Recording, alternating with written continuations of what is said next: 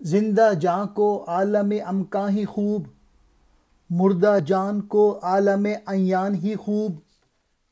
اس کا آہو جانے کیا لطف خرام، کبک پر اس کے ہوا چلنا حرام، اس کی شبنم میں نہیں ہے تاب رم، اس کے طائر میں نہیں اڑنے کا دم، اس کے دانے میں نہیں اگنے کا ذوق، اور نہ پروانے کو ہے جلنے کا شوق۔ علامہ اقبال کہہ رہے ہیں کہ جس شخص میں زندگی کی روح موجود ہوتی ہے اس کے لیے یہ فانی دنیا اچھی ہے، اور وہ پھر عمل کرنا چاہتا ہے، وہ جد و جہد کرتا ہے، وہ اس کائنات کو تسخیر کرنا چاہتا ہے۔ ہاں، جس کا دل مردہ ہو جائے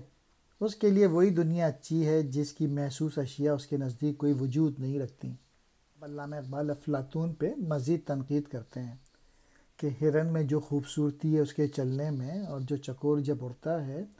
اتنا خوبصورت نظر آتا ہے، لیکن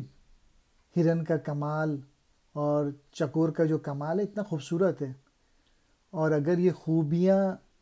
ختم ہو جائیں تو ان کا ہونا جو ہے نا نہ ہونے کے برابر ہے۔ تو افلاطون کو ہرن کے چلنے سے، اس کے خرام سے کوئی لطف نہیں آئے گا، اور جو چکور کی جو رفتار ہے اس کی لذت بھی اس پہ حرام ہے۔ تیسرے شعر میں علامہ اقبال کہہ رہے ہیں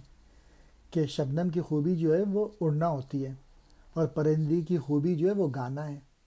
لیکن افلاطون اس کی شبنم اڑ جانے کی طاقت سے بے نصیب ہے، اور اس کے پرندے کے سینے میں نغمہ آرائی کا کوئی دم ہی نہیں ہے، اس کے دانے میں اگنے کا ذوق ہی نہیں ہے، اور اس کا جو پروانہ ہے وہ تڑپنے سے بے خبر ہے،